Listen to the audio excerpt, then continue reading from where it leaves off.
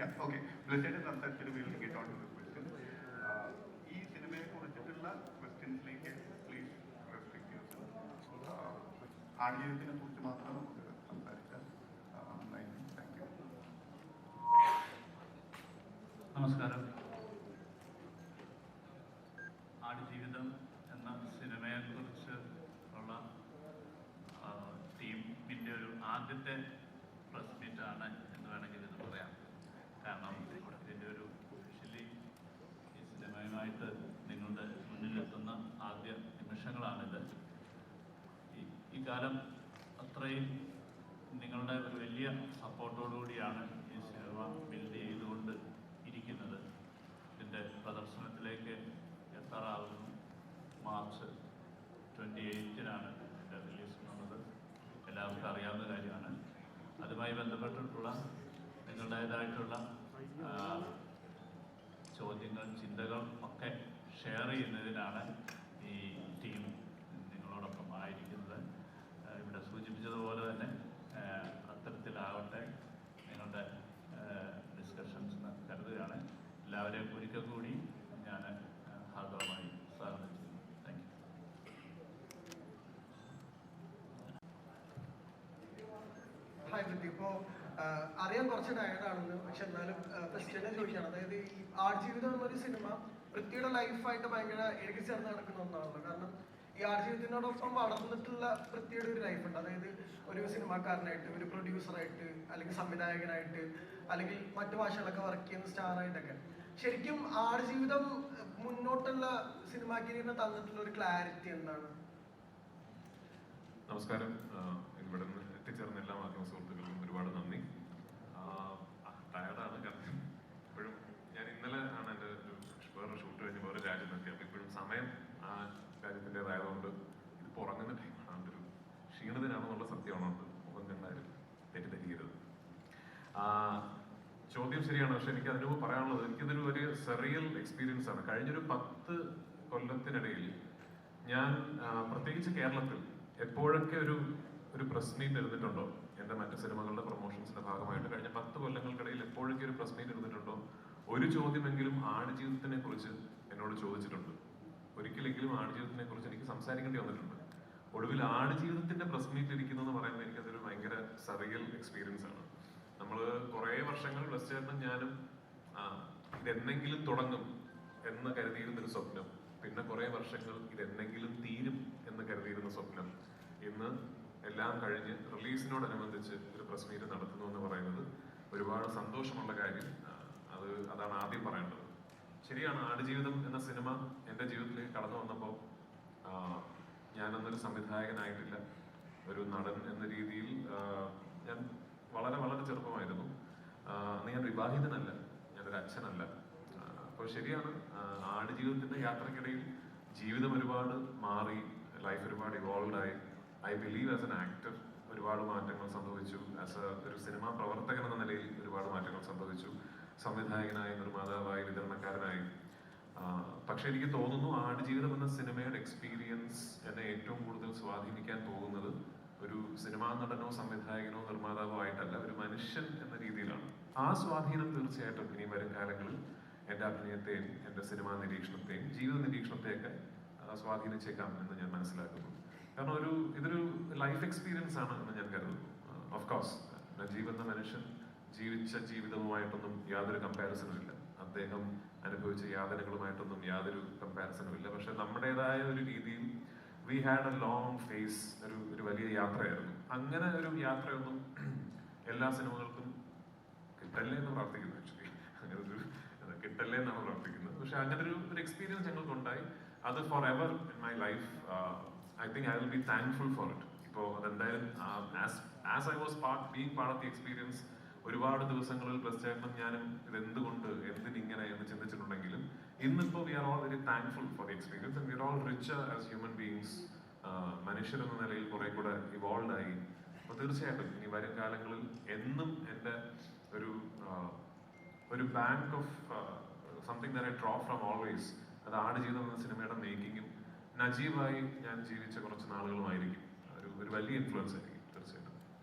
ഇന്നലെ പറയണ്ടായി പൃഥ്വിരാജ് എന്നൊരു ഡയറക്ടർ അദ്ദേഹത്തിന്റെ മൂന്നാമത്തെ ചിത്രം ആണ് ഇപ്പോൾ നിലവിൽ ചെയ്തുകൊണ്ടിരിക്കുന്നത്.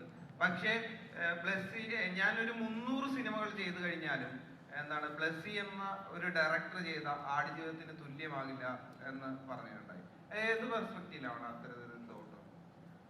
ഒരു മൂന്നാമത്തെ സിനിമ സംവിധാനം ചെയ്തുകൊണ്ട് എനിക്ക് തോന്നുന്നു ഞാൻ സംവിധായകൻ കൂടിയാണെന്നൊക്കെ പറയാറായി എന്ന് തോന്നുന്നു. അപ്പൊ ആസ് എ ഡയറക്ടർ എനിക്ക് അളവില്ലാത്ത അസൂയുണ്ട് ബ്ലസ്സേട്ടനോട്.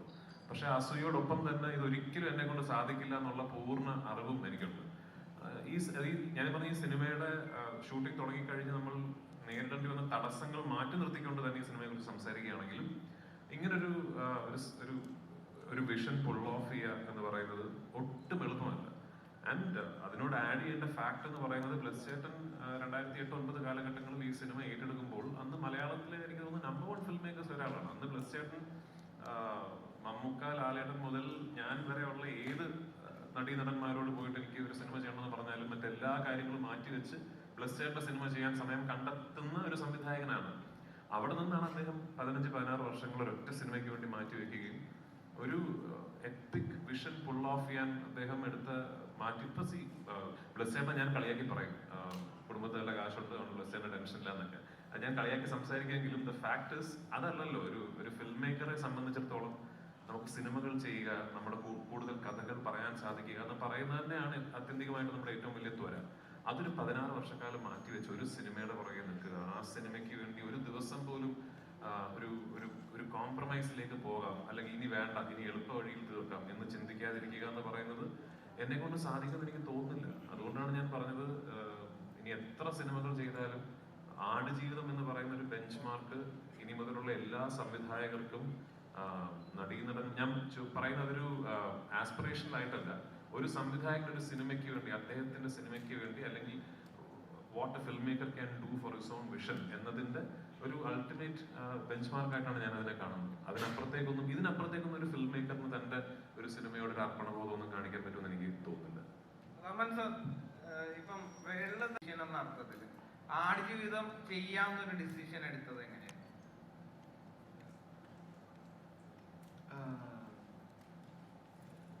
So when he first approached me, I think he told about the book and how famous the book is, and I was just all the people whom I met, as they've told about Mr. Blessy and his movies and the respect he had in Kerala. So I've not seen any of his movies. I said yes.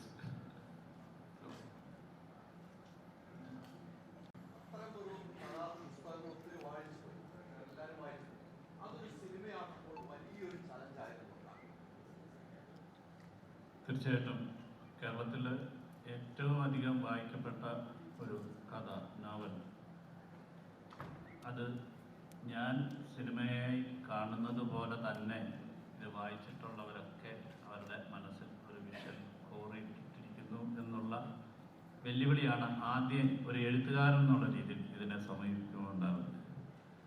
എനിക്കൊന്ന് അതൊരു വലിയൊരു ചാപ്റ്ററാണ് അതിനെക്കുറിച്ച് സംസാരിക്കുന്നത്. എങ്ങനെയാണ് ഒരു novel തിരക്കഥയാകുന്നു എന്നുള്ളത് തന്നെ. കാരണം എൻ്റെ 43 അധ്യായങ്ങളിലായിട്ട് ഒരു 3.5 വർഷക്കാലത്തെ ജീവിതം പറഞ്ഞ് ഓരോ 43 അധ്യായങ്ങളിലായി പറഞ്ഞ ഒരു നോവൽ ഒരു സിനിമയാക്കണമെങ്കിൽ ഒരു 9-10 മണിക്കൂറുകൾ വേണ്ടി വരുന്നതാണ്. ഞങ്ങൾ ഷൂട്ട് ചെയ്ത ഫസ്റ്റ് എഡിറ്റ് തന്നെ 3.5 മണിക്കൂർ ആണ് ഉള്ളത്. അപ്പം അതിൽ നിന്നാണ് ഒരു 3.5 മണിക്കൂർ തിയേറ്ററിൽ ഇരിക്കാൻ പറ്റാത്ത സാഹചര്യങ്ങളൊക്കെ നമുക്കറിയാവുന്നത് കൊണ്ട് തന്നെയാണ് അതിനെ മറ്റു ലെങ്തുമൊക്കെ കുറയ്ക്കാൻ സാധിച്ചിട്ടുള്ളത്. അപ്പം അതെ, അത് പിന്നീട് നമുക്ക് റിലീസ് ചെയ്യാൻ പറ്റുന്നതാണ്. കാരണം അത്രയധികം അതിനുവേണ്ടി പ്രത്യേകിച്ച് രാജുവിനോടുള്ള ഒരു ക്രൂരതകളാണല്ലോ. ഞാനിപ്പോഴും ഓർക്കുന്നുണ്ട്, ഒരു ഭയങ്കരമായ ഒരു രക്ഷപ്പെടേണ്ട ഓട്ടത്തില് ഓടുന്ന വയ്യാത്ത കാലും വെച്ച് ഓടുമ്പോൾ മണൽക്കാട് മരുഭൂമി, മണൽക്കാട് എന്ന് പറയാനാണ് പലപ്പെടുത്തുന്നത്.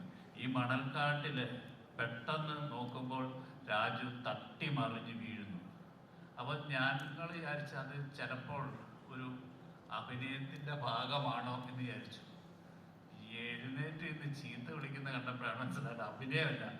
ആ ഇതിന്റെ ഇടയിൽ ഒരു വലിയ കല്ല് കിടന്ന് അതിൽ തട്ടി വീഴുക. ആരെങ്കിലും വിചാരിക്കുമോ ഈ മരുഭൂമിയിൽ ഒരു പാറക്കല്ലുണ്ടാകുന്നു? അത് ഏതോ ഒരു മാർക്ക് ചെയ്യാനോ ഒരു ലോറി മാർക്ക് ചെയ്യാൻ ഏതോ ഒരു അസിസ്റ്റന്റ് ഡയറക്ടർ ഇട്ടതാണ്. പക്ഷെ ഇതൊന്നും എനിക്ക് നിങ്ങളെ കാണിക്കാൻ പറ്റുന്നില്ല. അത് മറ്റൊരു മീഡിയയിൽ കൂടെ ആയിരിക്കും കാണുന്നത്. അപ്പം ഏറ്റവും ആദ്യത്തെ ചലഞ്ച്, ചോദ്യത്തിലേക്ക് വന്നു കഴിഞ്ഞാൽ ആദ്യത്തെ ചലഞ്ച് എന്ന് പറഞ്ഞാൽ പുസ്തകം വായിച്ചിട്ട് അങ്ങനെ കാണാനിരിക്കുന്ന ഒരു പ്രേക്ഷകനാണ്. ആ പ്രേക്ഷകന്റെ ചലഞ്ചിനാണ് എൻ്റെ ആദ്യത്തെ വെല്ലുവിളിയായിട്ട് ഞാൻ ഏറ്റെടുക്കേണ്ടത്. കാരണം നിങ്ങൾ കാണാത്ത എന്നാൽ അതിനോടൊപ്പം നിൽക്കുന്ന തരത്തിലുള്ള വിഷ്വലുകളിലേക്ക് എത്തുക എന്നുള്ളതാണ് ഒരു ഫിലിം മേക്കറിനെ സംബന്ധിച്ചിടത്തോളം, ഒരു റൈറ്ററിനെ സംബന്ധിച്ചിടത്തോളം ഉള്ള ഏറ്റവും വെല്ലുവിളി. അതുതന്നെയാണ് എൻ്റെ ഏറ്റവും വെല്ലുവിളി. അതുകൊണ്ട് തന്നെ ഒരു ജീവിതം പുസ്തകമായപ്പോൾ ഒരുപാട് ബെന്യാമിൻ അതിൻ്റെ അകത്ത് മാറ്റങ്ങളിലൂടെ കൊണ്ടുവന്നു. ഒരുപാട് ബെന്യാമിനായിട്ട് എഴുതി ചേർത്തു. അത് ഒരു സാഹിത്യത്തിൽ നിന്ന് സിനിമയിലേക്ക് മാറുമ്പോൾ എനിക്ക് പല രംഗങ്ങളും കാണിക്കാൻ ആവശ്യമുണ്ടാകുന്നില്ല. അല്ലെങ്കിൽ പല കാര്യങ്ങളും ഒരു പാരഗ്രാഫിൽ സൈനുവിനെ കുറിച്ച് പറഞ്ഞത് ചിലപ്പോൾ 4-5 സീനുകളിലായിട്ട് എനിക്ക് പറയാൻ പറ്റുമായിരിക്കും, അല്ലെങ്കിൽ കൂടുതലായിട്ട് അവരുടെ റിലേഷനെ കുറിച്ച്. അപ്പം അദ്ദേഹം പറയാതെ പോയിരിക്കുന്ന കാര്യങ്ങളെ കൂടുതൽ പറയാനാണ് ഞാൻ ശ്രമിച്ചിട്ടുള്ളത്. അല്ലെങ്കിൽ അദ്ദേഹം കാണാതെ പോയിട്ടുള്ള മരുഭൂമിയുടെ ജീവിതം കൂടുതൽ കാണിക്കാനായിട്ട് ശ്രമിച്ചിട്ടുള്ളത്. അപ്പോൾ അത്തരത്തിലുള്ള എനിക്ക് മാത്രമേ അതൊരു എക്സ്പീരിയൻസ് ആകത്തുള്ളൂ. അല്ലെങ്കിൽ ഒരു ഡോക്യുമെന്റേഷനാണ്, പുസ്തകത്തിൻ്റെ ഒരു ഡോക്യുമെന്റേഷൻ അല്ല ആടുജീവിതം എന്ന് പറയുന്നത്. ആടുജീവിതത്തിന് അതിൻ്റേതായിട്ടുള്ളൊരു ഐഡന്റിറ്റി ഉണ്ട്. എന്നാൽ പൂർണ്ണമായും ആ കഥയെ ബേസ് ചെയ്തിട്ട് തന്നെയുള്ളതാണ് എന്നുള്ളതാണ് എൻ്റെ ഒരു യാഥാർത്ഥ്യം. അതൊക്കെ പിന്നീട് വലിയ ഡിസ്കഷനിലേക്ക് വരാവുന്ന ഒരു ഇതായിട്ട് ഞാൻ കരുതുന്നു.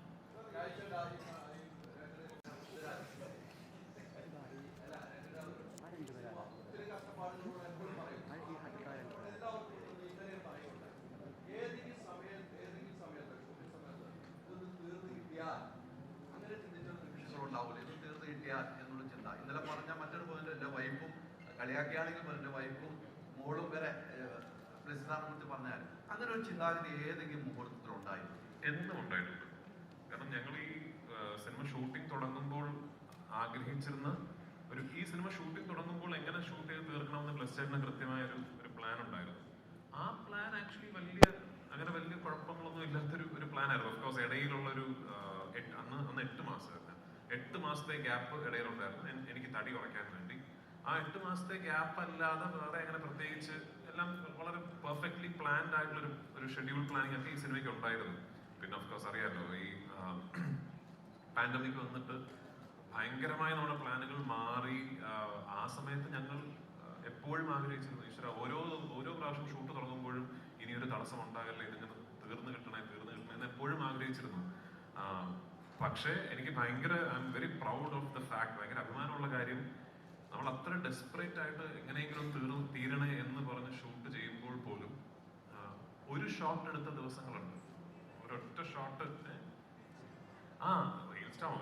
പറയുന്നില്ല, ഒറ്റ ഷോട്ട് എടുത്ത ദിവസങ്ങളുണ്ട്. അത് ബ്ലെസ്സേട്ടനും സുനിലും പോയി ക്യാമറ സെറ്റ് ചെയ്ത് മരുഭൂമിയിൽ ഒരു പെർട്ടിക്കുലർ ലൈറ്റ് കണ്ടീഷൻ വരാൻ വേണ്ടി വെയിറ്റ് ചെയ്ത് ഞാൻ മാർക്കിട്ട പൊസിഷനിൽ ചെന്നിരുന്ന് മണിക്കൂറുകളോളം വെയിറ്റ് ചെയ്ത് ഒരു ഷോട്ട് എടുത്തിട്ട് ഇനി ലൈറ്റ് പോയി പാക്കപ്പ് ചെയ്യണം എന്ന് പറഞ്ഞ ദിവസങ്ങൾ ഇത്രയും പ്രശ്നങ്ങൾക്കിടയിലും ഉണ്ടായിട്ടുണ്ട്. അതാണ് ഞാൻ നേരത്തെ പറഞ്ഞത്, അങ്ങനെ ഒരു സിനിമയിൽ നിന്ന് ഒരു സംവിധായകന് പിന്നെ ഒരു ചെറിയൊരു ഇന്നലെ ഞാൻ വരുന്ന വഴിക്ക് സംസാരിച്ച കാര്യമാണ്. ഇപ്പൊ ഈ ട്രെയിലർ കണ്ടപ്പോൾ എല്ലാവരും വളരെ എടുത്തു പറയുന്ന ഒരു ഷോട്ട് ഉണ്ടല്ലോ, ഒരു ഒട്ടകത്തിന്റെ കണ്ണിൽ എന്റെ റിഫ്ലക്ഷൻ ഒരു മാക്രോ ലെൻസ് ഇട്ട് ഷൂട്ട് ചെയ്ത ഒരു ഷോട്ട്.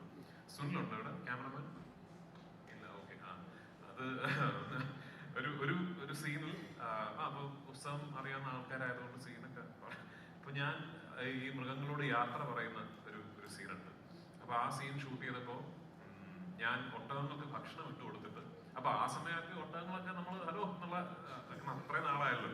അപ്പൊ നമുക്കെല്ലാവർക്കും ഭയങ്കര ഇഷ്ടമുള്ളൊരു ഒട്ടകമുണ്ട്, കാണാൻ ഭംഗിയുള്ള ഒരു കക്ഷി. അപ്പൊ പുള്ളിക്കാരനെയാണ് നമ്മൾ ഈ ഷോട്ടിന് നിർത്തിയിരിക്കുന്നത്. അപ്പോ അങ്ങനെ ഭക്ഷണം ഇട്ട് കൊടുത്തിട്ട് ഞാൻ പോവാണ് എന്ന് പറയാണ്. ഭക്ഷണം ഇട്ട് കൊടുത്തിട്ട് ഞാൻ പോവാടാ, ഇനി ഞാൻ വരില്ല, തിരിച്ചു വരില്ല എന്ന് പറഞ്ഞപ്പോ എന്റെ ഷോട്ട് എടുക്കുകയാണ് ഒട്ടകത്തിന്റെ സജഷന്. ഒട്ടകം കഴിച്ചുകൊണ്ടിരുന്ന ഒട്ടകം പെട്ടെന്ന് എണീറ്റ് എന്നെ നോക്കി. അപ്പൊ നമ്മൾ അത് ഷോട്ട് ഉടനെ ഇദ്ദേഹമാണല്ലോ, അത് കൊള്ളാം, ഇനി ഒട്ടകത്തിന്റെ റിയാക്ഷൻ എടുക്കാൻ പറഞ്ഞു.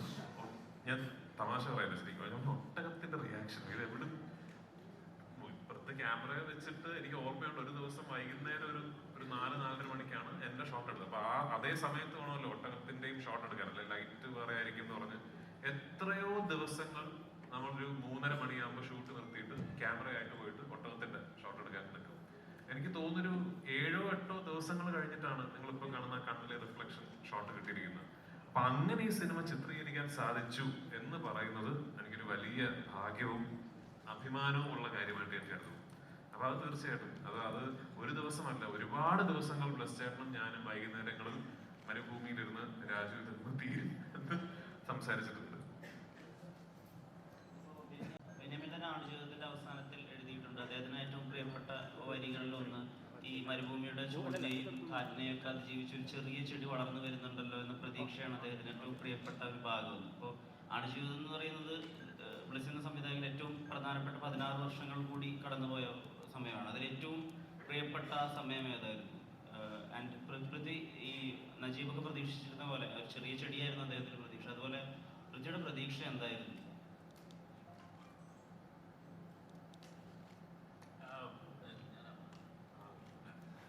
എനിക്ക് ഞാൻ ആദ്യം പറഞ്ഞല്ലോ ഈ പുസ്തകം അങ്ങനെ പകർത്തിയ ഒരാളല്ല ഞാൻ. എനിക്ക് ഈ സിനിമയിൽ നിങ്ങൾ സിനിമ കാണുമ്പോൾ മാത്രം അറിയാവുന്നതുകൊണ്ട് അത് ഡീറ്റെയിൽ പറയുന്നത്. ഈ സിനിമയിൽ എനിക്ക് ഏറ്റവും പ്രിയപ്പെട്ടതായി തോന്നിയ അത് ആ പുസ്തകത്തിൽ ഇല്ലാത്തൊരു സീനുണ്ട്.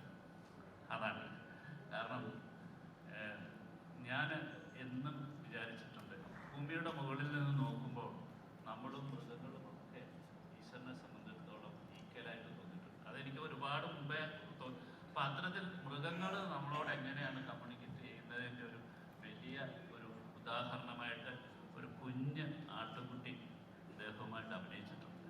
എനിക്ക് തോന്നുന്നു ഞാൻ ഏറ്റവും പ്രിയപ്പെട്ടതായിട്ട് അതിനുവേണ്ടി ഞങ്ങൾ കഷ്ടപ്പാടുകൾ വളരെയാണ്. ശരിക്കും ഞാൻ റസൂലിൻ്റെ അടുത്ത് പറഞ്ഞു, ഞങ്ങൾ മിക്സ് ചെയ്തുകൊണ്ടിരിക്കുമ്പം ആ കുഞ്ഞ് ആട് മരിച്ചുപോയി. എനിക്ക് ഇത്രയധികം വേദനയോടുകൂടി എനിക്ക് എന്നിട്ട് ഒരു ആട്ടുകുട്ടി അല്ലായിരുന്നെങ്കിൽ ചിലപ്പോൾ നമ്മൾ അതിൻ്റെ ഫോട്ടോ ഇട്ടേക്കും. കാരണം യൂണിറ്റ് മുഴുവൻ സ്നേഹിച്ച് അതിന് ബിസ്ക്കറ്റ് കൊടുത്ത് ഞങ്ങൾ ഷൂട്ട് കഴിഞ്ഞപ്പോഴത്തെ അതിന് വയറിളക്കം പിടിച്ച് നെക്സ്റ്റ് ഡേ അതിനെ കണ്ടില്ല, മരിച്ചുപോയി എന്ന് പറഞ്ഞു. എനിക്ക് എത്ര ഇമോഷണൽ ആ കാര്യം. നിങ്ങൾ ആ സിനിമ കാണുന്ന സിനിമയിൽ ഇമ്പോർട്ടൻറ്റ് ക്യാരക്ടറാണ്. ആ കുട്ടി മരിച്ചു എന്ന് പറഞ്ഞ് ഞാൻ കുട്ടി മരിച്ചു എന്ന് തന്നെ എനിക്ക് പറയാൻ പറ്റുന്നത്. അപ്പം ഇങ്ങനത്തെ ഇമോഷണലി നമുക്ക് എല്ലാത്തിനോടും ബെന്യാമിനെ ചെടിയാണെങ്കിൽ എനിക്ക് ഈ ആട്ടിൻകുഞ്ഞിനോടാണ് എൻ്റെ ഏറ്റവും വലിയ സ്നേഹം ഇഷ്ടം എന്ന് പറയുന്നത്. അപ്പം ഓരോരുത്തരെയും അങ്ങനെ ടച്ച് ചെയ്തിട്ടുള്ള പല പല കാര്യങ്ങളുണ്ടാകും. അതുകൊണ്ട് തന്നെ ഞാൻ പറഞ്ഞത് ഞാൻ എഴുതിയതിലും കാരണം ഞാനത് റസൂലുമായിട്ടും അത് സംസാരിച്ചിട്ടുണ്ട് അല്ലേ, കൺസോളിഡേറ്റ് എനിക്കങ്ങനെ എഴുതാൻ കഴിഞ്ഞല്ലോ. ഒരു ആടിൻ്റെ മനസ്സിലേക്ക് ചിന്തിക്കാൻ കഴിഞ്ഞല്ലോ, അല്ലെങ്കിൽ ഒരു മൃഗങ്ങളോടൊപ്പം സഞ്ചരിക്കാൻ കഴിഞ്ഞു എന്ന് പറയുന്നതാണ് എനിക്ക് ഒരു ക്രിയേറ്റർ എന്നുള്ള രീതിയിൽ ഭയങ്കരമായിട്ട്. അതുകൊണ്ട് തന്നെ ഞാൻ പറഞ്ഞത് ഞാൻ ഇത്രയും കാലം ചെയ്ത സിനിമകൾ അപ്പം എൻ്റെ ചില സ്വാതന്ത്ര്യങ്ങളിലേക്കൂടെ സിനിമയെ എനിക്ക് വിട്ടുതരണം എന്നുള്ളൊരു അഭ്യർത്ഥനയോടെയാണുള്ളത്.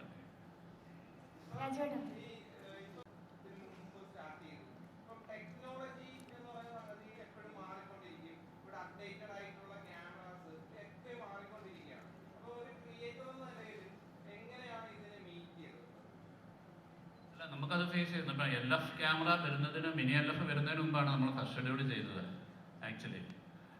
പക്ഷെങ്കിൽ പിന്നീട് നമ്മൾ ഇതിൻ്റെ ഒരു ഘട്ടത്തിലേക്ക് എത്തിയപ്പോഴത്തേക്ക് മിനി LF-ലാണ് നമ്മൾ വൈഡ് സ്ക്രീനിലാണ് അതാണ് നമ്മൾ ഷൂട്ട് ചെയ്തിട്ടുള്ളത്. ഞങ്ങൾ ഫസ്റ്റ് ഷെഡ്യൂൾ ചെയ്യുമ്പോൾ ഫുൾ ഫോമാറ്റ് ലെൻസസ് ഇല്ല. അപ്പം അന്ന് IMAX മാസ്റ്റർ ചെയ്യാൻ പറ്റില്ല എന്നുള്ളൊരു സാധനം ഉണ്ടായിരുന്നു. കാരണം IMAX ക്യാമറയിൽ തന്നെ ഷൂട്ട് ചെയ്യണം. അപ്പോൾ അതിവിടെ ടെക്നോളജിക്കലി ചാലഞ്ചിങ് ആണ്. ഇന്നിപ്പോൾ നമുക്ക് ആക്ച്വലി സാധാരണ ക്യാമറയിൽ full format lenses full gate expose ചെയ്തിട്ട് IMAX-ൽ മാസ്റ്റർ ചെയ്യാൻ പറ്റും. അൺഫോർച്ചുനേറ്റ്ലി ഞങ്ങൾ തുടങ്ങിയ സമയത്ത് ടെക്നോളജി ഇല്ല. ചോദ്യം പ്രസക്തമാണ് ആക്ച്വലി. നമ്മുടെ ബോഡി ട്രാൻസ്ഫോർമേഷൻ എന്ന് പറയുമ്പം എന്തിൻ്റെ പേരിലാണെങ്കിലും കുറച്ചൊരു റിസ്കി ആയിട്ടുള്ള കാര്യമാണ്. അപ്പം ഇത്രയും കാലം ഒരു സിനിമയ്ക്ക് വേണ്ടിയിട്ട് ഒരു ബോഡി ട്രാൻസ്ഫോർമേഷൻ നടത്തുക എന്നുള്ളത് വലിയ കാര്യമാണ്. അതിനെ ആദ്യമേ അപ്രിസിയേഷൻ ചെയ്യുന്നു. നിലവിൽ ഒരു ട്രാൻസ്ഫോർമേഷൻ നടത്തി കഴിഞ്ഞാൽ പിന്നീട് അത് കുറച്ച് ലൈഫിനെ ബാധിക്കും അല്ലെങ്കിൽ നമ്മുടെ ശരീരത്തെ ബാധിക്കുമെന്ന് നമ്മൾ സിനിമയിലൂടെയാണ് ഇപ്പോൾ കണ്ടിട്ടുണ്ട്. അപ്പോൾ പിന്നീടുള്ള ലൈഫിനെ അത് എന്തെങ്കിലും തരത്തിൽ ബാധിച്ചിട്ടുണ്ടോ? ഈ ട്രാൻസ്ഫോർമേഷൻ എന്തെങ്കിലും തരത്തിൽ ബാധിച്ചിട്ടുണ്ടോ? ഇപ്പോൾ എനിക്ക് കൃത്യമായിട്ട് അറിയില്ല. ഇനി കുറച്ചുകൂടെ കഴിയുമ്പോഴായിരിക്കും ചിലപ്പോൾ ഇതിൻ്റെയൊക്കെ ഒരു എഫക്റ്റ് ഉണ്ടാകാതിരിക്കട്ടെ എന്ന് പ്രാർത്ഥിക്കുന്നു. പക്ഷെ അത് ഈ പറഞ്ഞ ശരിയാണ്. അങ്ങനെ ഒരു നമ്മൾ എത്ര തന്നെ കെയർഫുൾ ആയിട്ട്, ഇപ്പൊ ഞാനൊക്കെ ഇത് ചെയ്യുമ്പോൾ ഓഫ്കോഴ്സ് ഒരു ന്യൂട്രീഷനിസ്റ്റ് ഉണ്ട്, ഡോക്ടേഴ്സ് ഉണ്ട്, ഓൺസെറ്റ് ഡോക്ടേഴ്സ് ഉണ്ട്, എനിക്ക് അജിത് എന്ന് പറഞ്ഞൊരു ട്രെയിനർ ഉണ്ട്. അവരെല്ലാവരും അവരവരുടെ മേഖലകളിലുള്ള എക്സ്പേർട്സിന്റെ സൂപ്പർവിഷനിലാണ് ഞാനിത് ചെയ്യുന്നത്. എന്നാലും സേഫസ്റ്റ് പോസിബിൾ വേയിൽ ചെയ്യാന്നുള്ളേ ഉള്ളൂ. അല്ല ഒരു മനുഷ്യന്റെ 1/3 ഓഫ് ദ ബോഡി വെയിറ്റ് കളയുക എന്ന് പറയുന്നത് ഇറ്റ്സ് നെവർ അങ്ങനെ ഒരു ഹെൽത്തി ആയിട്ടുള്ള കാര്യമല്ലല്ലോ. പക്ഷെ എനിക്ക് ഈ സിനിമ 2008-2009 കാലഘട്ടങ്ങളിൽ ഈ സിനിമ ചെയ്യുന്നു എന്ന് തീരുമാനിച്ചപ്പോൾ തന്നെ തിരിച്ചറിഞ്ഞ കാര്യമാണ് ഈ സിനിമയിൽ അഭിനയിക്കണമെങ്കിൽ ഇങ്ങനൊരു കാര്യം ചെയ്യേണ്ടതായിട്ടുണ്ട്.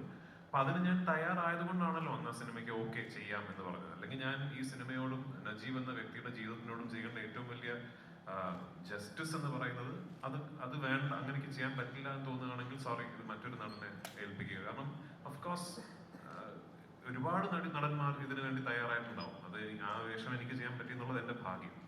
I tried my best. എനിക്ക് ഒരു കാര്യം എനിക്ക് തോന്നുന്നു വളരെ സന്തോഷപൂർവ്വം അഭിമാനപൂർവ്വം പറയാൻ പറ്റുന്നത്, ഞാനൊരു 10% പോലും കുറച്ചുകൂടെ ട്രൈ ചെയ്യാമായിരുന്നു എന്നുള്ളൊരു കാര്യം എനിക്ക് ആടുജീവിതത്തിലില്ല. അപ്പം അത് എന്നെ കൊണ്ട് പറ്റുന്നതിന്റെ മാക്സിമം ആണത്.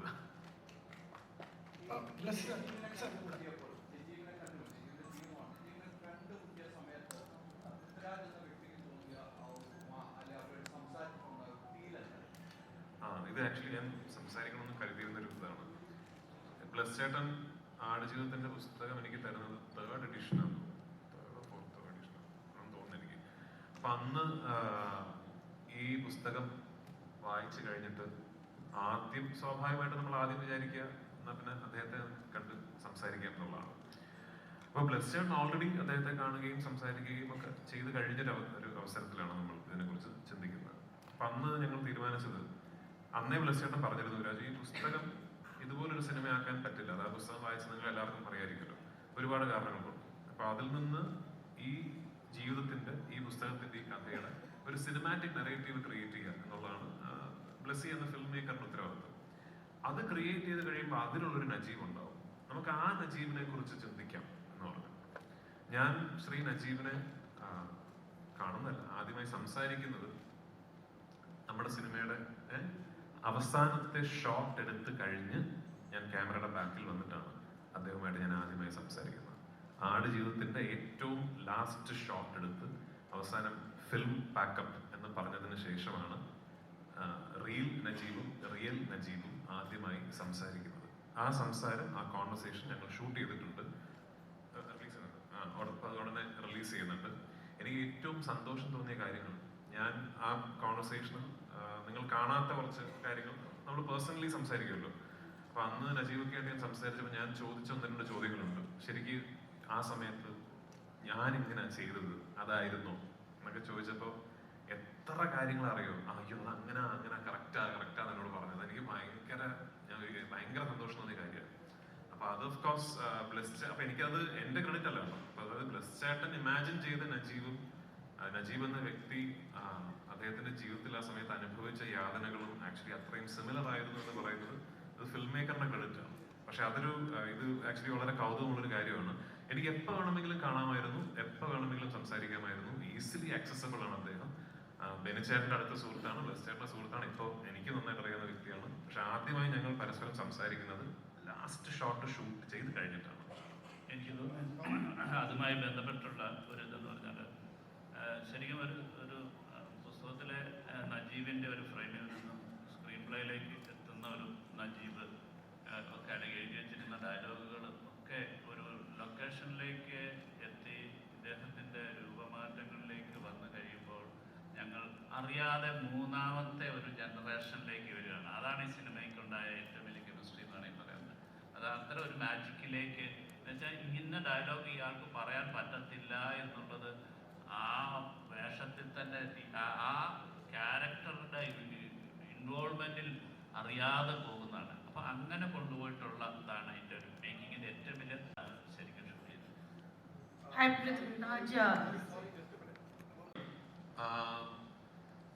So I mean, she associates the whole film with my beard because I used to be sporting a really long beard for the longest time. and she thought was very cool. So she keeps associating Aadijivitham with the time Dada had the beard. I don't know if there's a film I'd want her to see, and I've made this remark before and people have taken it out of context. When I said that, I've not shown my films to my daughter, I've had to field questions where people have asked me, then how do you come out and say that, others should go to theaters with family and watch the film? The difference being that when my daughter watches a film of mine, she's only 9, she will keep seeing her father on screen. She will not see an actor, unlike your children, who will see Prithviraj the actor. So it's a different contextual scenario where a 9-year-old child will have to go and see her father on screen doing things that she never sees him doing otherwise. So for that reason, I have not shown her any of my films, but this is one film when at some point I will proudly show her. And if at one point my daughter turns around and asks me, were you an actor? What does being an actor mean? I think the first film I'll show her is Aadijivitham. Also, because it's a survival drama, tell me 3 things that you cannot survive without. My daughter, my wife, and cinema. There's also a lot of talks about Badi Miyan Choti Miyan. Anything you want to say, because that also has a very different look and a personality for you. I'll meet you in Bombay, and we will speak in detail. Great. Also, I wanted to speak to Jimmy and of course Talib, and of course tell me, how was it to actually work in an Indian film, and did you guys know how big Prithviraj and A.R. Rahman are? Well, it was my first experience with an Indian production, and of course before I came here I did a little research as well, as far as who was the director really, who was the actor, and who else was coming on board. I knew of A.R. Rahman because I live in Los Angeles, so I was in LA when Slumdog Millionaire won, so I know all about that. But I was baffled by the cast and crew when I got to Algeria for the first time. I mean, I landed in a desert and it was just full of people, and I think here you probably have 3 people for the job of 1 in some of the early production that I know of. So that was a big difference for me. But besides that, I mean, the level of professionalism was up there. Blessy, the director, he's such a perfectionist. Everything has to be just on the dot, and that was very interesting to witness. And he got all the necessary tools and people to get to what he wanted to do, and it's such a impactful and deep story that I think it needed that. And as far as the collaboration with some of the other actors, including Raj here, with whom I probably spent every day doing all kind of things, going through the desert, having to carry him. He killed me because he's not a small dude. and at times I just had to carry him on my back and walk and run. So that was quite painful, but very enjoyable at the end. So looking forward to see the movie on big screen.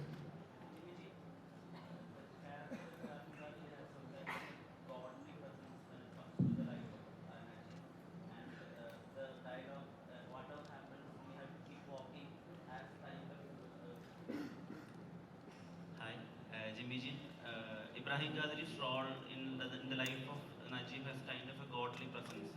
When we look at his entrance to his life and the exit, it has some kind of precious effect. So, how do you see Ibrahim Qadri in your eyes, and what was the biggest struggle entering into the life of Ibrahim? Well, at first it was understanding the character that I was playing, number 1, so which was well understood. And after I met Blessy, it became even clearer. So, I mean, I looked at him as a spirit with a human body that is here for the good. So it's like, how do I embody that?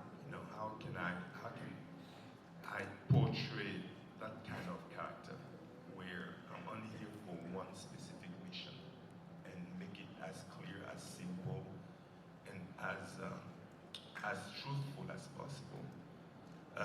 what I tried to do. Hopefully, I was successful at it. But that's how I saw the character. That's how I read it, and that's how I think I've played it. Rahman sir, Aadujeevitham എന്നുള്ള പുസ്തകം അല്ലെങ്കിൽ വായിച്ചവർക്കറിയാം, ആടുജീവിതത്തിൽ ഒരുപാട് ദൈവ ഈ സിനിമയിലും ഇവർ ഈ 16 വർഷങ്ങൾ അല്ലെങ്കിൽ സാറിൻ്റെയും പൃഥ്വിരാജിൻ്റെയും ഒക്കെ 10-ലേറെ വർഷങ്ങൾ പ്രൊജക്റ്റിന് കൊടുക്കണമെങ്കിലും അത് അത്ര സ്പെഷ്യൽ ആയിട്ടുള്ള ഒരു കാര്യമാണല്ലോ.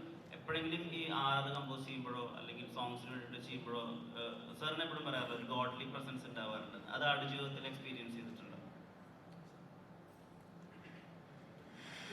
This film is such a gift for a composer, because I'm not just filling up with music, I'm becoming a character. That character sometimes is God's point of view, sometimes director's point of view, sometimes the main character's point of view. So it keeps shifting. There is a main theme which we have done, and which I played yesterday. That is the main theme, which is probably God looking at the main character Najib with mercy. And I don't want to say much. I think we should look at the film. We don't want to influence you to what you should feel. You should feel what you should feel. With the amazing performance of Jimmy and Prithvi and all the cast. Rahman sir, over here. Yes, sir. Straight from. Sir, Fahad Fasil told that after watching Mahaman, you told him to stop doing such kind of negative characters. So when it's come to Aadijeevitham, is there anything you like to tell Raju Ettan after watching his performance? Raju didn't do anything. He's an all-rounder. I told to Fahad because I've not watched many of Fahad's movies because I know him as a person, because when he came to meet me, that's when you're such a good person, why are you acting such cruel roles? So it was just a fun remark. And Prithvi, I think, is evolved so much. I've worked on Ravanan, I worked on Kavya Talivan, and all of them are very heavily demanding roles. And in this you should see, I don't want to say much, just watch. രാജേട്ടാ, അതേപോലെ ഇപ്പം actor Prabhas ഇപ്പം സിനിമയുടെ poster ആണെങ്കിലും trailer ആണെങ്കിലും ഇറങ്ങുമ്പോൾ എല്ലാം share ചെയ്യുന്നുണ്ട്. I hope he is more excited about this film. അപ്പോൾ ട്രെയിലർ കണ്ടിട്ടുള്ള അദ്ദേഹത്തിൻ്റെ ഒരു റിയാക്ഷൻ എങ്ങനെയായിരുന്നു, എന്താണ് പറഞ്ഞത്? പ്രവാസ് ട്രെയിലർ വളരെ നേരത്തെ കണ്ടിട്ടുണ്ട്. പ്രവാസിന് ഭയങ്കര ആകാംക്ഷയോടുകൂടി ഈ സിനിമ ഇറങ്ങുമ്പോൾ കാണണം എന്ന് പറഞ്ഞ്, പിന്നെ അഫ്കോഴ്സ് ഞങ്ങളിപ്പോൾ we are quite close in the sense we've done a whole film together. Salar Part 2 is going to start shoot very soon. In fact, very, very soon. So we are in touch, and he is a very good friend now. And when I'm in Hyderabad, I definitely touch base with Prabhas. And not just that, wherever I am, we are in touch. അപ്പോൾ ഈ സിനിമയുടെ കാര്യം പ്രഭാസും in fact Prashant നീലൊക്കെ ഇടയ്ക്കിടയ്ക്ക് എന്നോട് ചോദിക്കുന്നത് desert film എന്നാണ്. അപ്പോൾ പിന്നെ ഇന്നലെ നിങ്ങൾ കണ്ട ട്രെയിലറൊക്കെ പ്രഭാസും പ്രശാന്തും വളരെ നേരത്തെ എൻ്റെ ഫോണിൽ കണ്ടിട്ടുണ്ട്. Rahman sir, Kaushik from Nigathandi's DD Next Chennai. நேற்றுக்கு வந்து பிருத்விராஜ் சார் கிட்ட பேசின போது சொன்னார், இந்த படத்துக்கு நான் ஒவ்வொரு வாட்டியும் பார்க்கும்போது நான் திருப்பி போய் வேறு ஏதாவது புதுசாக பண்ணணும் அப்படின்னு நினைக்கிறேன் அப்படின்னு சொல்லிட்டு, அந்த அளவுக்கு எனக்கு ஸ்பெஷலாக இருக்குது அப்படின்னு சொல்லிட்டு. பட் மியூசிக் வரும்போது இந்த படத்துக்கு மியூசிக்கோட முக்கியத்துவம் என்ன சார்? பிகாஸ் வந்து it's not high on dialogues, but music is one of the characters இந்த ஃபிலிம். அதை பற்றி வந்து சொல்லுங்கள் சார்.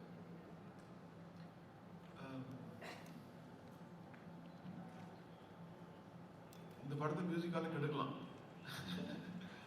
பிகாஸ் மியூசிக் தப்பா போட்டோம்னா ஐ திங்க் எழுந்து போயிடும் மாதிரி. So if somebody is having an emotion on screen, the characters have an emotion, and constantly have to check whether I'm over preempting the emotion or adding too much to what he's doing or countering it. Countering it is what I wanted to try in this one. If somebody is crying, I should not be crying too. There'll be too much. So I should be almost like a hugging, embrace, mother-like character in the music. Sometimes, as I said, it's a more divine character. And actually, I scored this 3 times.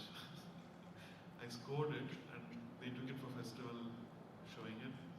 Then I saw it, I didn't like it. Then I changed many portions. And I also evolved in the, initially it was, oh, I know how to do it. And then I said, no, I didn't know wrong.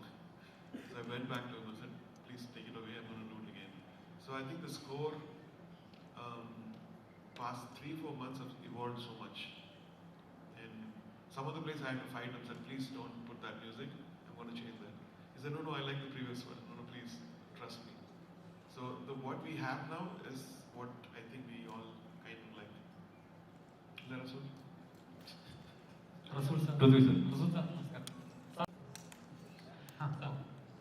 Sir, മലയാള സിനിമയിൽ ഒരുപാട് കാത്തിരുന്ന് ഒരുപാട് expect ചെയ്യുന്ന ഒരു സിനിമയാണ് ആടുജീവിതം എന്ന് പറയുന്നത്. അപ്പം ഒരുപാട് ലെജൻഡ്സ് ഒരുമിക്കുന്ന ഒരു സിനിമ കൂടിയാണ്. എനിക്കത് ഏറ്റവും കൂടുതൽ മലയാളം എക്സ്പെക്ട് ചെയ്ത് മലയാളത്തിലേക്ക് ഒരു ഓസ്കാർ പ്രതീക്ഷിക്കുന്ന ഒരു പടമാണ് ആടുജീവിതം. സാറിന്റെ ഒരു എക്സ്പീരിയൻസിൽ എങ്ങനെ ഉണ്ടായിരുന്നു? I don't know how Oscar has become a standard in this. I would say, see, I'll tell you, Oscar just happened a few hours ago.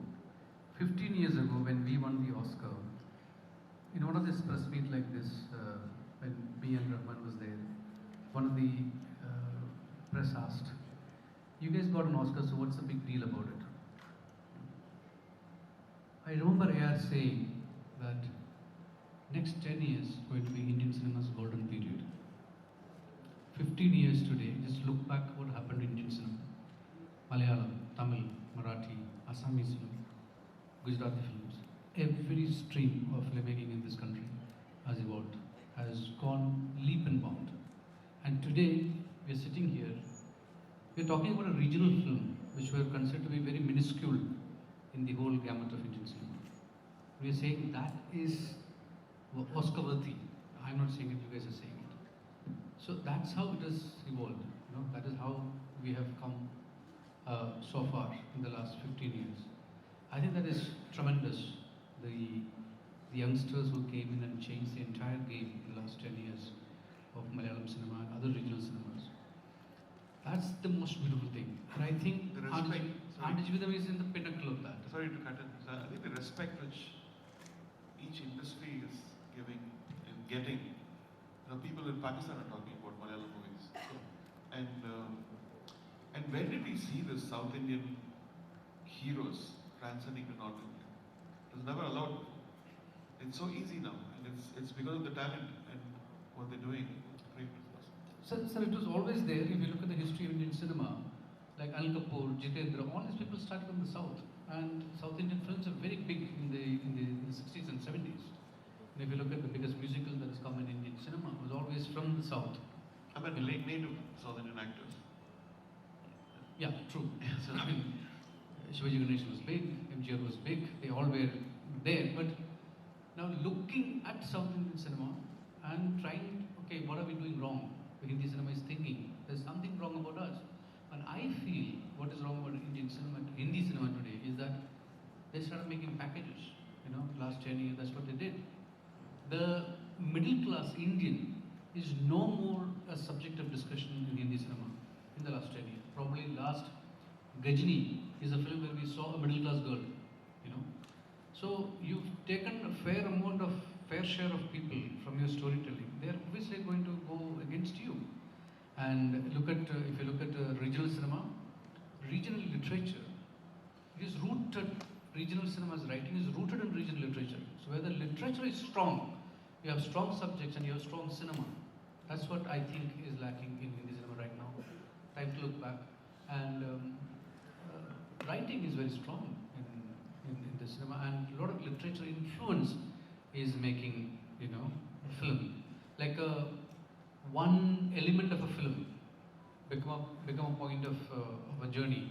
Manjumal Boys, for example. You take one element 30 years ago, you see in one song, that is become a filmic idea. So those are the things that are happening. People are like flourishing. So it's so beautiful to be part of that movement, I would say. Hi, hi sir. Namaste. Anil here. Here it is. Anil. Sir, being a star, being a hero, you dedicated 6 years for Adujividam. What made you to dedicate your 6 years for this film? Losing a weight and gaining a weight. Being a star, you'll be busy with other films also. Even though you managed with your date for Adujividam, what made you to dedicate yourself for this? even losing a weight and gaining that? The pandemic, actually. Okay. Although it was never meant to be 6 years. We were supposed to finish shooting in 2 years, which was a reasonable time frame for a film like this. I mean, you will need at least 2 years to do a film like this with an actor going through such a big transformation. And that plan was very set, and we were all very comfortable with it. But then the pandemic happened, and then we had to sort of change locations in the last minute. So we started in Kerala, then we went to Jordan, then we had to come back, then we restarted in Algeria, then came back to Jordan, then came back to Kerala. So all this put together just went on for a while. But having said that, now when I see the film, it's all worth it. I have absolutely no regrets. It's all worth it. What is my 6 years? There's a person sitting next to me who's given 16 years. So, what am I complaining about? You released in Malayalam, Salan, you released in Malayalam, and now Hombale releasing your film in Karnataka. How happy to associate with that? Yeah, I'm overjoyed. It's just that I think people tend to ask me this question very particularly because I've released a few Kannada films in Kerala, starting with KGF 2, then 777 Charlie. I also did Saptasagara and all that. But I just think I am part of a much larger movement where industries are now working more closely with each other, and this is a dynamic relationship that I think should and will progress. And that is not just with Prithviraj Productions or me and Hombale. I think all over people are now thinking now, for example, Aadu is being released by Hombale in Karnataka, Red Giant in Tamil Nadu, Anil Tadhani in the north, Maitri in Andhra and Telangana. So these are all my friends. I have had, so with Anil Tadhani, with Maitri, with Hombale, all these people are people with who I have had discussions about how we should all be working together. And they have been saying the same thing to me for the past 5-6 years. I remember from about 2017, 18, we've had these discussions, and now it's all coming into fruition. And it's a wonderful way to be doing cinema. It's a wonderful way for industries to be hand-holding each other and making sure that our content travels all over the country. And I think that is the way forward, not just for big-ticket films like Aadu Jeevitham, for all content. I think if we decide to work together, and if we decide that we all are going to make great content and we all are going to work for each other to make sure that the content travels, I think it's wonderful days ahead for Indian cinema in general. Hi, sir. Rick, sir. I don't know if you're familiar with the history of cinema, but the Lumiere brothers have first invented the camera, and then the first 3 countries to purchase the camera were the Moroccans and the Egyptians and the Indians. So from the get-go, Indian cinema has more than 50, probably more than 60 years ahead of humanity. So in answer to your question, I think I went back to school again. It was so amazing to see very talented people who are very dedicated and very passionate, and I can't put it lightly when I say very passionate. If there's one thing in this room, like let's say we're shooting right now, and maybe the lighting is not proper, then they'll change it. No, they won't just change it. They'll change the whole setting, even the outside environment. Whenever there's a need, there's always a way. I think that was probably the biggest lesson I learned about Malayalam cinema. I remember also a few years back that our lead actor, Prithviraj, his mother was caught in a flood or something of that nature. There were some floods, and we had to stop shooting for a while because there was a big element of danger. Had it been anyone else, right, they probably would have just said, okay, you know what, we're not going to do this. But no, through it all, through monsoon season, through the pandemic, through everything. And, I can't stress it enough, and I've mentioned this before, it is not easy to lose weight and gain weight really, really fast. You can be very, very sick, right? It's happened with different actors. But the fact that he's here with us right now, and that everybody that has worked on this film is still here with us, is a testament to Malayalam cinema's can-do attitude that we can all learn from in different industries around the world. Yes, absolutely. Talib sir ഉണ്ട്. Talib sir from Oman. Book വായിച്ചവർക്ക് Talib sir ഏത് ക്യാരക്ടറായിരിക്കും ചെയ്തിരിക്കുക അത് guess ചെയ്യാം. So any questions?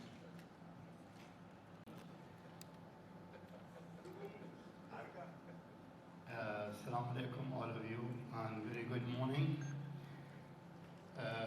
Actually, I was dreaming one day to act in India. From 1969, I was watching Indian films, and from 1974, I started acting in TV and small films. 2014, I worked in a long film, big film. It was a cinema. Before all the films it was a small cameras and seems like serials and these things. But the right time was 2014 when I worked with Dr. Khalid in a film in Oman called Al Boom. Then again we work 2017, we did Zayana film. It is a film between Oman and India. It is shooted in Trivandrum. After this film, I don't know, maybe Angel or some, it seemed like a chance it just came to me that I saw Mr. Blasi. I meet him before that also. So he came to Muscat, and I'm very proud that we meet there also and have a cup of tea. Then he told me that there is a film, you are going to work with me. He was searching for a villain, Arabic villain. It was my really chance that I'll be in this film and in Kerala. When we started, they sent a script for me. I read the script in English. Then when I came to Jordan, we meet together there. I found that I'm working with the big people. A director like Mr. Blasi and a very big actor like Raj and other friends and big team, Special Robin. And also I just want to say thank you to Mr. Professor Musa Kuti. He is the translator from Malayalam to Arabic.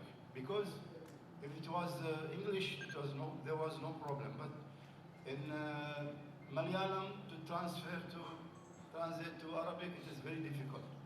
But Professor Musa was the easier one, the person who take us to the next step.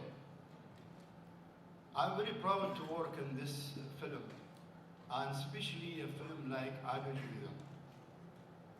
It is a history, not only because of it is a story. Mr. Benjamin, he gave me the book translated in Arabic.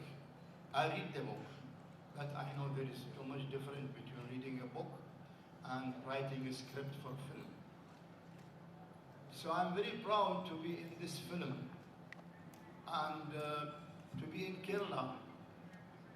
I shifted also, I came here in Cochin, then we went to Chennai, and where we shoot the jail scenes in Kerala. Yeah. This film, I think for me, it is seemed like a ticket to the international port for me. I'm 64, my age is 64. I hope inshallah I will continue with others because there is some agreement came to me from some directors in India also because I know Urdu very, very well. Mujhe Urdu aata hai. Don't be surprised because in Oman, in the Gulf country, there is too much Indians coming. I know that Malayalam is difficult, but Urdu is easier for us. I hope, inshallah, this film will see, as we say in Arabic, the sunshine. And I hope that nobody will hate me in this film, please. my role is very tough, but I really am good man, and I love all of these people, especially Prithviraj. He was, what to say about that? Thank you very much for being here. And I don't know what is your question. Can you translate it for me by Urdu? It's all right? It's enough? Thank you very much. Prithvi sir. Last two questions. Prithvi sir. Hi. Nagpran from Karnataka. ನೀವೇ dub ಮಾಡಿದ್ರಿ ಕನ್ನಡಕ್ಕೆ ಮತ್ತೆ I don't know Kannada. Sir, wait, I just dubbed in Kannada. He translate. Yeah, you only Salar dubbed in Karnataka. Yes. In this movie, ಅದೇ sir dubbing ಯಾರ್ಯಾರು ಮಾಡಿದ್ದಾರೆ ಕನ್ನಡದಲ್ಲಿ ಮತ್ತು ಬೇರೆ ಲ್ಯಾಂಗ್ವೇಜಲ್ಲಿ ಅಂತ ನಿಮ್ಮ I have to call Prashant Neel now. His question is that you have dubbed, for Salar you have dubbed in all 5 languages. Yes. What about Adu Jeevitam? You only doing in a... If you will wind up this press meet, I'm going to dub it in Hindi today. And then what about Kannada? Kannada tomorrow. Oh, okay, fine. So we can hear voice in Kannada also. Yes. Thank you for that. One last question. ഇപ്പോൾ social മീഡിയയിൽ social മീഡിയയിൽ Sorry. ഇപ്പൊ social മീഡിയയിൽ വൈറലായിക്കൊണ്ടിരിക്കുന്ന ചേട്ടന്റെ പഴയ interview ഉണ്ട്. 20 വർഷങ്ങൾക്ക് ശേഷം പൃഥ്വിരാജ് എന്നൊരു ആക്ടർ എന്തായിത്തീരുമെന്ന് പറയുന്ന ചേട്ടൻ പറയുന്ന ഒരു പോയിന്റ് ഉണ്ട്. മിനിമം 3 ലാംഗ്വേജിൽ അഭിനയിക്കണം, എന്നെ കൊണ്ട് പറ്റുന്ന രീതിയിൽ, അല്ല മലയാളികൾ സമ്മാനിക്കാൻ തോന്നുന്ന രീതിയിൽ സംവിധാനം ചെയ്യുന്ന അങ്ങനത്തെ ഒരു ഇതായി പറയുന്നത്. ശരിക്കും അതേ പാറ്റേൺ കീപ്പ് ചെയ്താണ് ഇപ്പോഴും പോയിക്കൊണ്ടിരിക്കുന്നത്. ഇനി എന്താണ് അടുത്തത്? ഇനി അടുത്തത് പൃഥ്വിരാജ് എന്ന ലെവലിൽ ഇതുപോലൊക്കെ അവിടെ പറഞ്ഞ സത്യമായിട്ട് അതേ ഉള്ളൂ. അതായത് ഇനിയിപ്പോ ഇനി ഒരു 20 വർഷങ്ങൾ കഴിഞ്ഞാലും ഇപ്പോൾ ചെയ്യുന്നത് ചെയ്യാൻ സാധിക്കുക എന്നുള്ളതാണ് സ്വപ്നം. അതായത് ഇപ്പോൾ എനിക്ക് ഇഷ്ടപ്പെട്ട സിനിമകൾ ഇഷ്ടപ്പെട്ട രീതിയിൽ ഇഷ്ടപ്പെട്ട പോലെ അതിൽ അഭിനയിക്കാനും വേണമെങ്കിൽ നിർമ്മിക്കാനും സംവിധാനം ചെയ്യാനും വിതരണം ചെയ്യാനും ഒക്കെ കഴിയുന്നുണ്ടല്ലോ. അപ്പൊ അതുപോലെ തന്നെ ഇനി എപ്പോഴും ഉണ്ടാകുക എന്നുള്ളതാണ്. അതിനപ്പുറത്തേക്ക് ഒരു ആഗ്രഹങ്ങളൊന്നുമില്ല. Jimmy, my question is for you. And dreams. You came from Haiti, and through Paris you reached New York, and you pursued your dreams in films. When you reach to Adu Jeevitam, when you play a role of positivity like Ibrahim, how you value yourself as an individual who can relate to Najib also? Najib's story is Najib's story is a story of struggle, but still he is positive. Was that your motto also? Thank you for the question. Yeah, I guess a big part of my path has been going against the wave. So it's always been a struggle, but a struggle I always welcome. And as you said, I met the first part of the struggle in Haiti, met another phase of it when I grew up in Paris, to the point where I became homeless. And that didn't stop me. And I continued, lived in many other places, lived in Spain, Italy, South Africa, England, to continue to pursue a search of life, of understanding who I was, my meaning on this planet and Earth. And once you have a purpose, anything can happen. So with that in mind, and of course, as you know, then I ended up in Hollywood, and I've been there for about 25 years. But with that in mind, it was easier to understand Najib's experience, because when there is hope,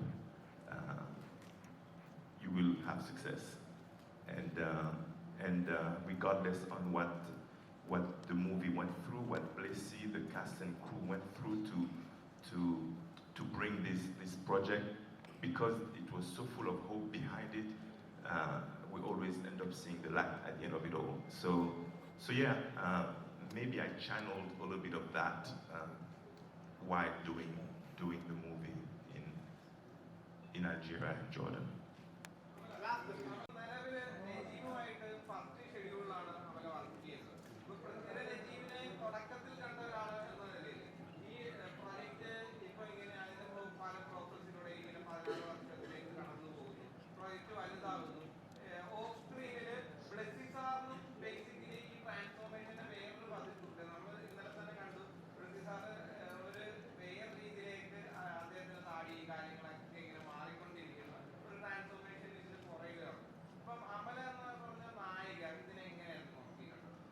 Good morning, everyone.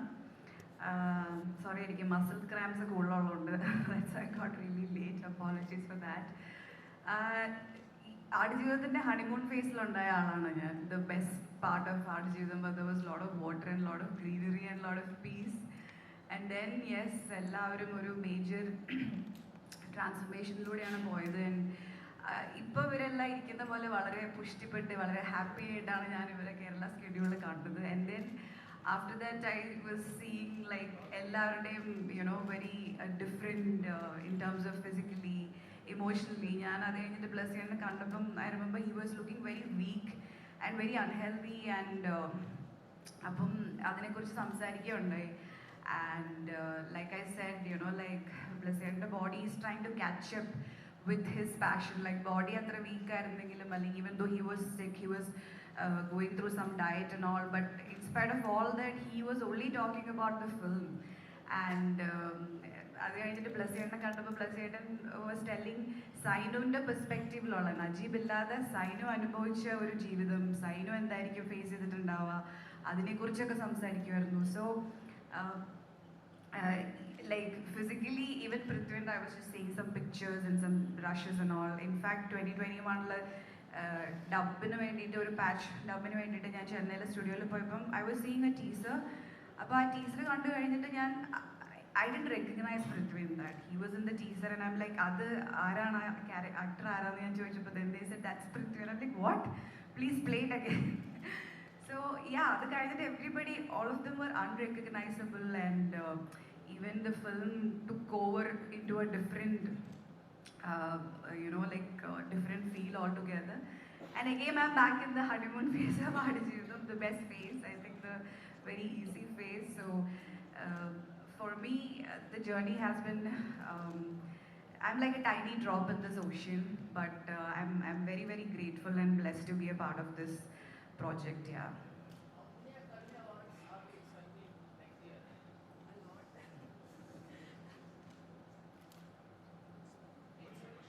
What's the question? The best award is all of them seeing the movie. Yeah, I think beyond that, there's no award.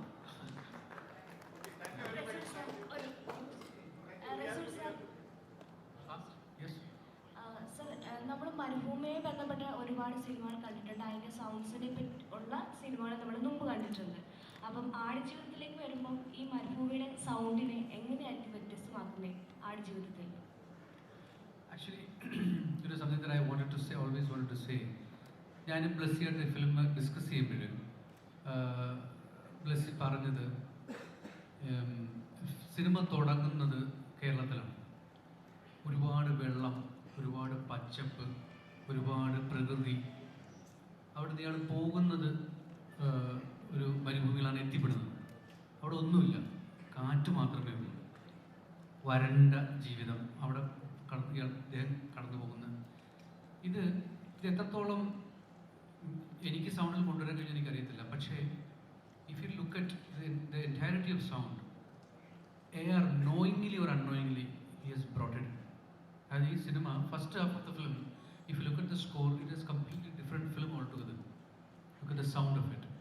And second half, if you look at it, you don't even believe that, this man has changed the whole landscape with the score. So it's two different films when you look at it in terms of sound, which me and Blessy has been discussing right from 2018 onwards. But subconsciously, AR has achieved it. So whatever when the film is done, you talk about sound. It actually came from AR, and I just complimented it. For me, it's two different films. There is a pre-interval Aadujivitham, which has a completely different score, which has completely different orchestration, sound, very rooted, and it has completely different sound in the second half. It's a completely different film.